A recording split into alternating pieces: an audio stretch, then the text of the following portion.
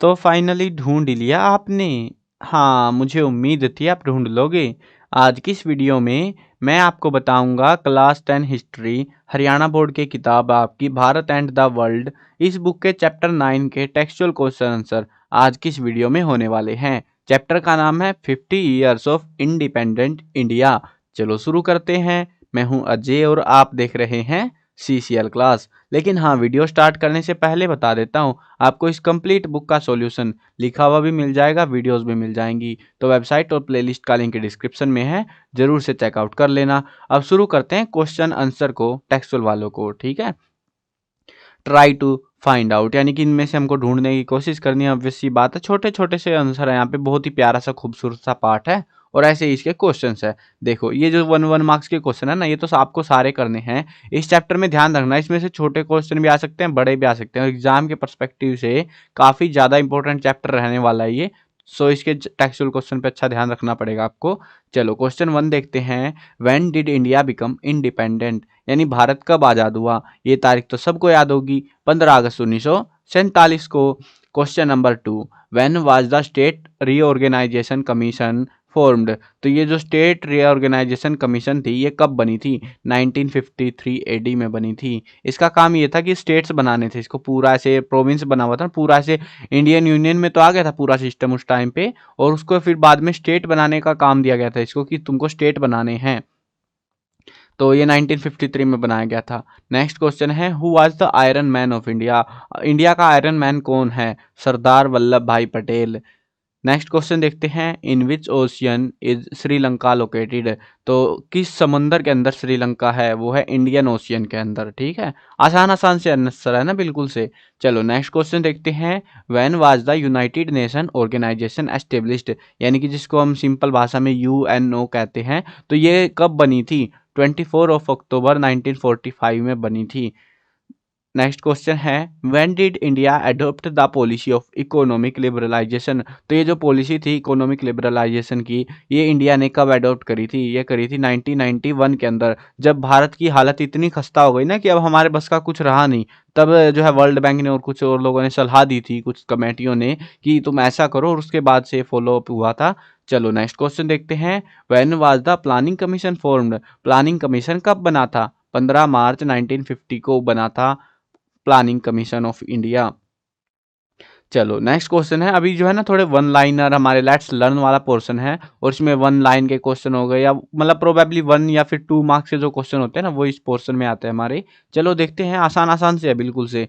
Question number 1, what is the function of the constituent assembly. ये जो constituent assembly है, इसका फंक्शन क्या है। The constituent assembly has to make the constitution for the country. इसका काम है देश के लिए कानून बनाना, बस। कॉन्स्टिट्यूशन, संविधान जिसको कहते हैं, उसको बनाने का काम कॉन्स्टिट्यूएंट असेंबली का होता है। नेक्स्ट क्वेश्चन देखते हैं, question number 2, name the neighbouring countries of India. यानी कि इंडिया के पड़ोसी देश, बहुत सारे पड़ोसी देश हैं, तो उनके नाम बताने हैं हमको। ये काफी इंपॉर्टेंट, एग्जाम में पूछने के बहुत ज्यादा चांस है इस क्वेश्चन के। ठीक है, ध्यान रखना। 7 neighbouring countries of India are Pakistan, China, Nepal, Bhutan, Bangladesh, Myanmar and Sri Lanka. देखो, जिसने मैप समझ रखा होगा ना, आप 10th में आ चुके हो, मैप इंडिया का याद होना चाहिए आपको, मोटा मोटा सा तो याद होना चाहिए। अगर मोटा मोटा सा भी याद है तब भी आपको बता दोगे सारे देशों के नाम, तब भी याद आ जाएंगे आपको। ठीक है, चलो नेक्स्ट क्वेश्चन देखते हैं, question number 3, what was the role of India in the creation of Bangladesh. यानी कि इंडिया का बांग्लादेश को बनाने में क्या रोल रहा, तो वो हमको बताना है। India was the first country to recognise Bangladesh. India जो है ना, पहला देश था जिसने बांग्लादेश को बांग्लादेश माना था। आप बोलो भाई, मतलब क्या माना था। पहले क्या था, वो पहले पाकिस्तान हुआ करता था, उसको जो है हम कहते थे ईस्टर्न पाकिस्तान। तो ईस्ट पाकिस्तान से जो है उसने मतलब नाम बदल लिया 1971 में, और रख दिया बांग्लादेश। तो उस चीज में भारत पहला ऐसा देश था जिसने उसको बांग्लादेश रिकॉग्नाइज करा था। India had a special role in the birth of Bangladesh, a victim of the operation of West Pakistan. यानी कि हम सबूत थे, गवाह बने थे उसके, उसको देश का नाम दर्जा हम लोगों ने दिलवाया था, उनकी मदद करी थी। India has always been supporting Bangladesh in the field of technology, science and industry etcetera.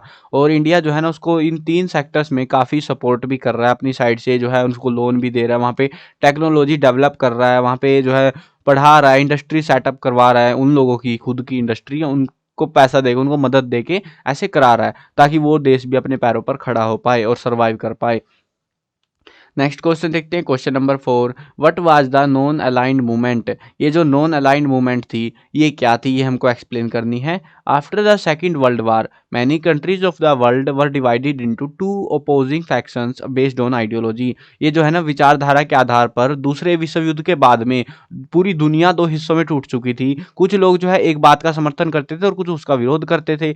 One of these factions was the US and the other was Soviet union. एक जो फैक्शन था वो तो यूएस का था, यानी कि एक पार्टी थी अमेरिका साइड की, मतलब उसमें कई बहुत सारे देश थे जो अमेरिका का फेवर कर रहे थे, और कुछ देश जो है सोवियत यूनियन यानी जिसको आज हम रसिया कहते हैं तो उसका फेवर कर रहे थे। In order to get economic and technical cooperation India try to have equal friendship with both the factions. अब इंडिया ने क्या करा, इंडिया ने हमको दुश्मनी थोड़ी ना लेनी है, हमको तो दोनों से काम लेना है, तो उस वजह से इंडिया ने दोनों के साथ बराबर का काम रखा, साझेदारी रखी, मतलब कि ना उसकी साइड गया ना उसकी साइड, किसी का ज़्यादा फेवर नहीं दिखाया।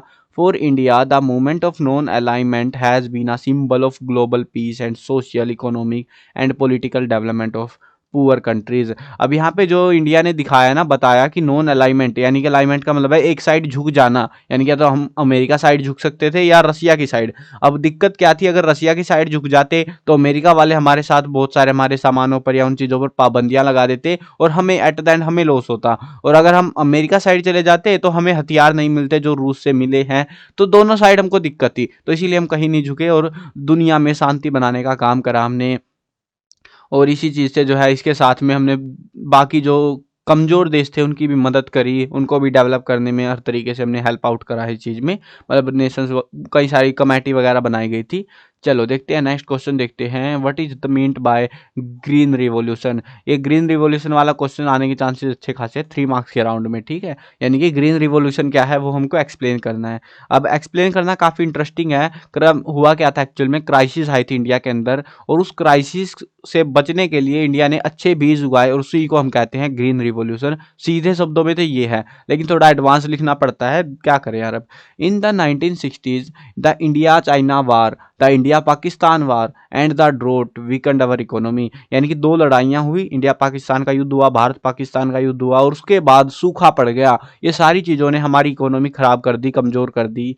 As a result food crisis arose in India, और इसके चलते भारत में भूखमरी आने लग गई। A new agriculture policy was announced for the farmers. एक नई एग्रीकल्चरल पॉलिसी बनाई गई किसानों के लिए, क्योंकि फसल तो किसानों को उगानी थी ना।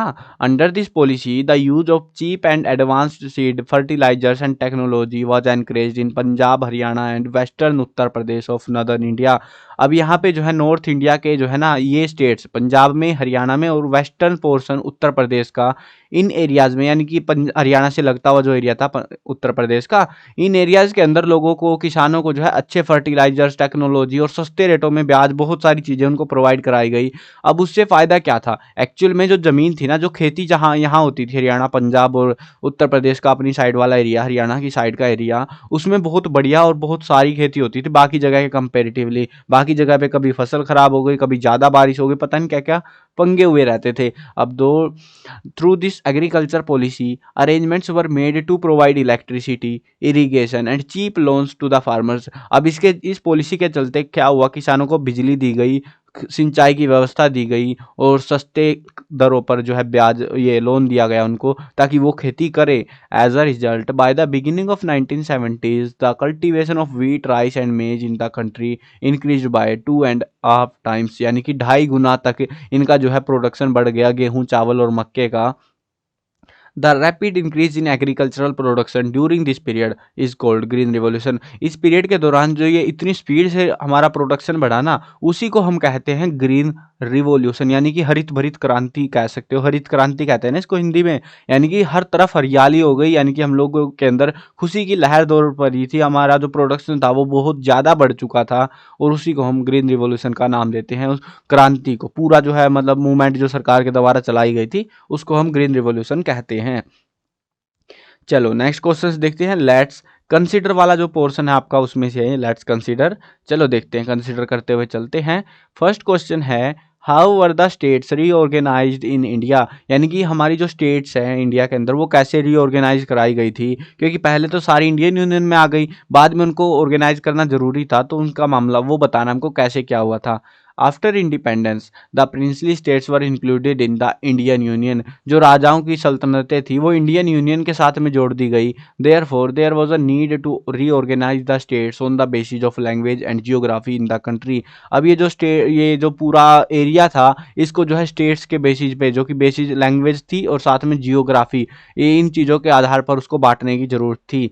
For this the state reorganisation commission was appointed by the government of India in 1953। 1953 में सरकार ने जो है स्टेट रीऑर्गेनाइजेशन कमीशन बनाया और उसका काम यही था बस स्टेट्स को बनाना। The function of this commission was to recommend the reorganisation of the states on linguistic basis, यानी कि लिंग्विस्टिक बेसिस होता है भाषा के आधार पर, जो लैंग्वेज है उसके बेसिस पे जो है इनको रिकमेंड करना कि कितने स्टेट्स बनेंगे इंडिया में और कैसे उनको बनाया जाएगा, कहाँ से कहाँ तक का एरिया उनके लिए अपॉइंट किया जाएगा।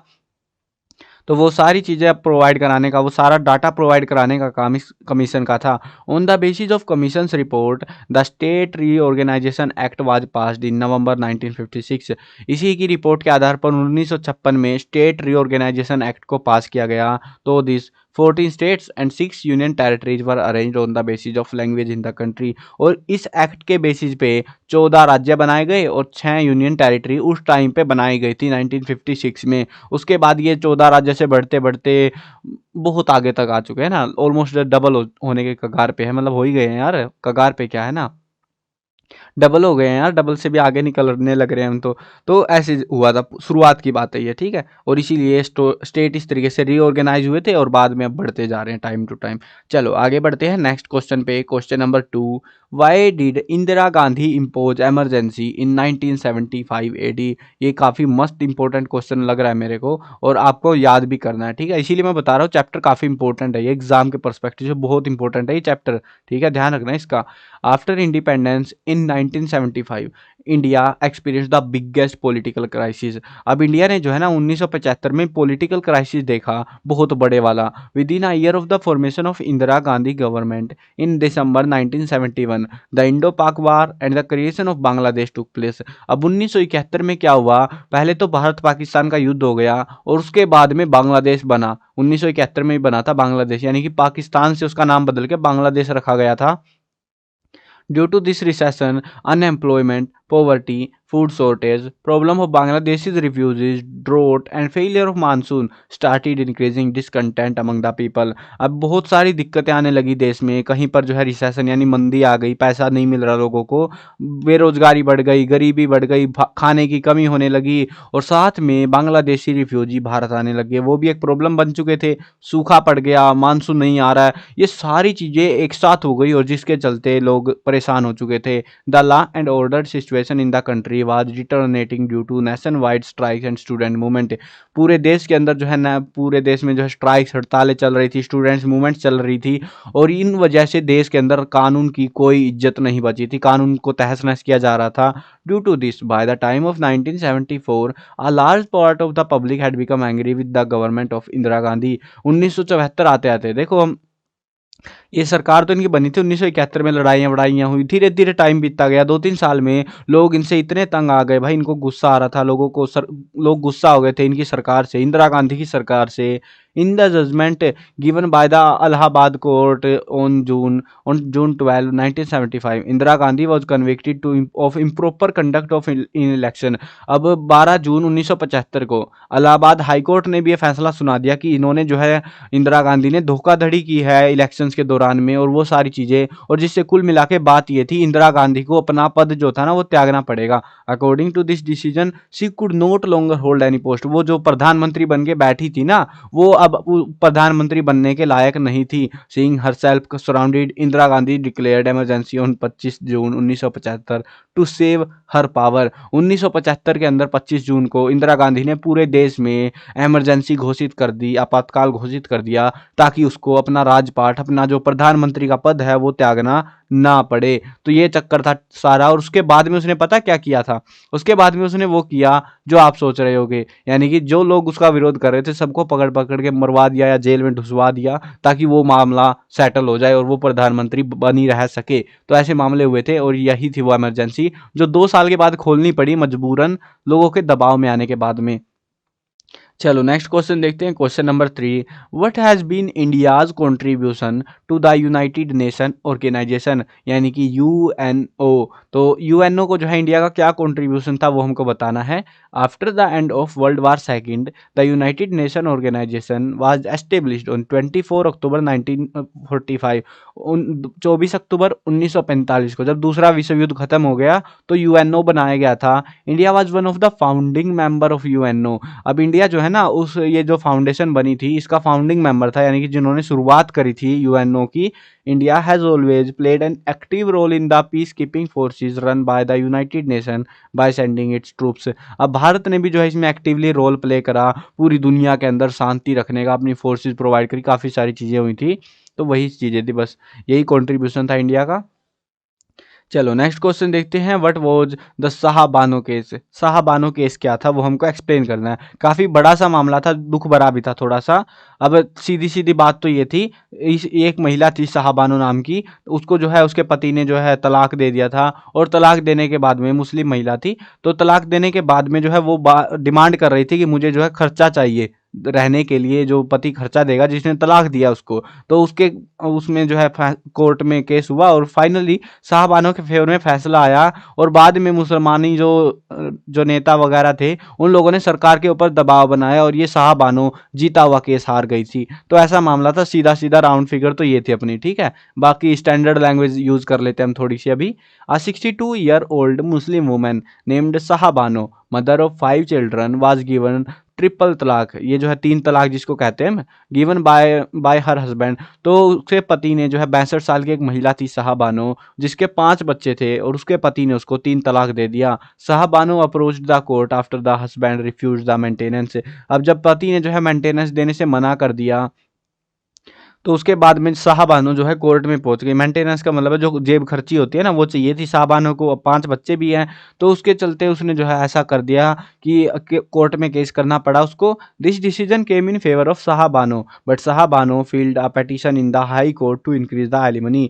अब ये जो फैसला था ये शाहबानो के पक्ष में आया, लेकिन शाहबानो को जो बताया कोर्ट ने कि तुमको इतने पैसे मिलेंगे, अब वो पैसे बहुत कम थे, तो इसीलिए सरकार शाहबानो ने बड़े कोर्ट में जो अपील डाल दी अपनी कि मुझे जो है एलिमनी बढ़ानी है, मेरे को जो जेब खर्ची मिलने वाली है ना वो मेरे को बढ़वानी है अपनी। The high court order an increase in the alimony. High court ने ऑर्डर जारी कर दिया कि हाँ ठीक है, तुम्हारी बात बिल्कुल सही है और तुम्हारे पैसे बढ़ के तुम्हें इतने मिलेंगे। But even after winning this decision her ex husband appealed in the supreme court. अब ये बात जब सामने आई तो उसके पति ने, जो कि एक्सपायर हो चुका था, मतलब छोड़ चुका था, 3 तलाक जिसने दे दिया था, उसने सुप्रीम कोर्ट के अंदर केस कर दिया इसके अगेंस्ट में। In 1985 the supreme court upheld the order of the Madhya Pradesh high court and ruled in the favour of Shahbano. अब सुप्रीम कोर्ट ने क्या करा, वो भी उसी जो मध्य प्रदेश के हाई कोर्ट ने जो फैसला सुनाया था उसी के पक्ष में होते हुए शाहबानो के फेवर में फैसला सुनाया, यानी कि उसका एक्स हस्बैंड जो है ये केस हार चुका था।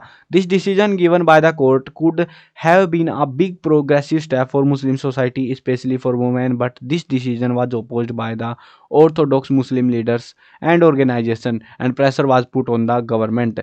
हुआ क्या, अब ये डिसीजन तो सही था, बढ़िया था, इससे जो है महिलाओं की जो मुस्लिम सोसाइटी में जो स्टेप थे, प्रोग्रेसिव स्टेप था, ये अच्छा स्टेप था कहीं ना कहीं। और खास करके बात करें वुमेन्स के लिए, जिसमें पति बार बार 3 तलाक दे रहा था, तो उसके लिए, वुमेन्स के लिए तो बहुत बढ़िया डिसीजन था ये कहीं ना कहीं, क्योंकि उसके बाद 3 तलाक कहीं ना कहीं कम हो सकते थे। लेकिन इस डिसीजन का जो है ऑर्थोडॉक्स मुस्लिम लीडर्स थे ना जो, तो ये उन्होंने जो है इसका काफ़ी विरोध किया और सरकार के ऊपर दबाव बनाया, यानी कि मुसलमानों के नेता जो पुरातन पंथी होते हैं ना, मतलब प्राचीन विचारधारा वाले लोग होते हैं, वो लीडर्स, ऑर्थोडॉक्स मुस्लिम लीडर्स उन्हीं को कहते हैं, जो प्राचीन विचारधारा रखते हैं वो लीडर्स। तो उन्होंने सरकार के ऊपर दबाव बनाया। As a result the Rajiv Gandhi government reversed the decision of supreme court by enacting a law in parliament in 1986। और 1986 में राजीव गांधी की सरकार चल रही थी, उन्होंने जो है सुप्रीम कोर्ट का जो फैसला था उसको पलट दिया और शाहबानो को केस जानबूझ के हरवा दिया, जबकि होना उसकी के फेवर में चाहिए था। और ऐसे ऐसे भी थे भाई, मतलब कांड बहुत हुए हैं देश के अंदर, अलग अजीब ही केस था। तो चलो आगे बढ़ते हैं, नेक्स्ट क्वेश्चन देखते हैं। ये काफ़ी बड़ा सा है भाई।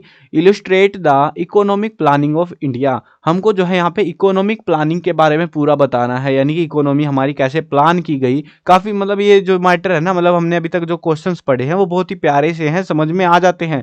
ये थोड़ा सा कॉम्प्लेक्स है, थोड़ा सा समझने में भी दिक्कत आएगी आपको, कोई दिक्कत नहीं, बट मैं कोशिश करूंगा जितना आसानी से समझा पाऊँ समझा दूँ, ठीक है। In 1944, 8 big industrialists in India proposed land reform, a cooperative system, and a planned development in the form of Bombay plan. अब 1944 की बात है, 8 बड़े उद्योगपति, 8 बिग इंडस्ट्रियलिस्ट, 8 बड़े उद्योगपतियों ने जो है वहाँ पे जो है लैंड रिफॉर्म के बारे में मतलब सरकार को कुछ प्रपोज करा, मतलब प्रपोज का मतलब होता है ऐसे बताया कि हम ये कर सकते हैं। तो उसके लिए जो है उन्होंने दिखाया था कि लैंड रिफॉर्म, हम जमीन में सुधार करेंगे, कोऑपरेटिव सिस्टम बनाएंगे और साथ में प्लान्ड डेवलपमेंट करेंगे बॉम्बे के अंदर। बॉम्बे प्लान था ये टोटली। तो but after the attainment of the independence in the country, the government emphasized the establishment of large government institution and expansion of socialism. अब सरकार ऐसा नहीं चाह रही थी, सरकार ये चाह रही थी कि हमारे जो गवर्नमेंट इंस्टीट्यूशन है वहाँ पे बने और वो चीज़ें जो है स्टेब्लिश हो, सोशलिज्म का जो है एक्सपेंशन हो। अब in this regard prime minister Nehru establish the advisory body named Planning Commission on 15 March 1950 AD for the reconstruction of the economy। अब ये जो है ना क्या हुआ, नेहरू ने, प्राइम मिनिस्टर थे जो पहले प्राइम मिनिस्टर थे ना, तो उन्होंने जो है कमीशन बनाई जिसका नाम रखा प्लानिंग कमीशन 15 मार्च 1950 को, और जिसका काम था रिकंस्ट्रक्शन ऑफ इकोनॉमी के मामले में कि कैसे हमारी इकोनॉमी को रिकंस्ट्रक्ट किया जाएगा, बिल्डिंग्स कैसे बनेंगी, क्या सीन होगा, वो प्लानिंग वगैरह उसी को करना था। After this, National Development Council was also established on August 6, 1952 AD। उसके बाद में नेशनल डेवलपमेंट काउंसिल भी बनाई गई 6 अगस्त 1952 को। Its main function was to give revise guidelines on the advice and scheme given by the planning commission. अब इसका काम जो है ना सिंपल सिंपल ये था कि जो प्लानिंग कमीशन ने जो बताया है उसके ऊपर जो है उसके काम करना, उसकी एडवाइस लेना, स्कीम्स देखना कि कैसे क्या हम कर सकते हैं उस चीज़ को और बेहतर करने के लिए। Influenced by the 5 year plan of Soviet Union, 5 year plan were implemented in India as well. अब उस समय जो है सोवियत यूनियन के अंदर 5 साल का प्लान चल रहा था और वैसा ही जो है 5 साल का प्लान इंडिया ने भी इम्प्लीमेंट कर दिया गया कि 5 साल के बाद सरकार बदली जाएगी, ऐसा कुछ होगा। तो देखो इकोनॉमी प्लानिंग का मतलब क्या होता है, आप सोच रहे हो भाई घर वगैरह बनाने या वो चीज़ें, वो टोटल होता है। इंडिया में इकोनॉमी का मतलब होता है जो पैसे का मामला है, जो सेटलमेंट है, जो भी सारी चीज़ें होंगी, बिजनेसेस कैसे होंगे, घर स्ट्रक्चर वगैरह, सड़कें, गांव कैसे क्या बनेगा, उसके बाद में सरकार कैसे काम करेगी, वो सारी चीज़ें जो है इसी के अंदर आती है हमारी। तो due to the economic policies adopted by the various government in 1980s, the Indian economy had weakened by the time of 1991। अब सरकार अलग अलग पॉलिसियां लाती गई या उसके ऊपर इम्प्लीमेंटेड होती गई, मतलब एक कानून बनाया इससे ये सुधार होगा वो होगा, और ऐसा करते करते 1991 आते आते इंडिया की इकोनॉमी कमज़ोर हो गई। यानी कि उनकी जो पॉलिसी बनाई थी उन्होंने वो बहुत बेकार थी। India had to approach the International Monetary Fund and the World Bank for the payment of its foreign डेब्ट। अब जो विदेशी कर्जा जो लोगों से ले रखा था, मतलब लोगों से नहीं, दूसरे देशों से ले रखा था, उस कर्जे को पूरा करने के लिए भारत ने मुंह उठाया इंटरनेशनल मॉनेटरी फंड का, और साथ में वर्ल्ड बैंक से भी बोला कि भैया हमको पैसे दे दो। To face this economic crisis India had to place 47 tons of gold. और इस क्राइसिस को बचने के लिए जो है इन्होंने 47 टन का सोना जो है गिरवी रख दिया। और therefore in 1991 India had to make economic reform in the economy by accepting the condition of International Monetary Fund and World Bank. अब उसके बाद क्या हुआ, जो इंटरनेशनल मॉनेटरी फंड और वर्ल्ड बैंक था ना, उन्होंने सरकार को सलाह दी कि भैया तुम ये क्या नोटंकीबाजी कर रखी है, तुम ऐसा करो और तुम उसके बाद तुम्हारी जो इकोनॉमी है वो सुधर जाएगी। तो उसी की बातें जो उन्होंने बताई वैसा करके देखा और उसके बाद धीरे धीरे इंडिया की इकोनॉमी सुधरने लग गई। तो ये टोटल मामला हुआ था, ये था हमारा इकोनॉमिक प्लानिंग के बारे में। कमीशन भी बनाई, सब कुछ हुआ, लेकिन हम उस लेवल के नॉलेज नहीं थे हमारे पास कि हम उसको हैंडल कर पाते।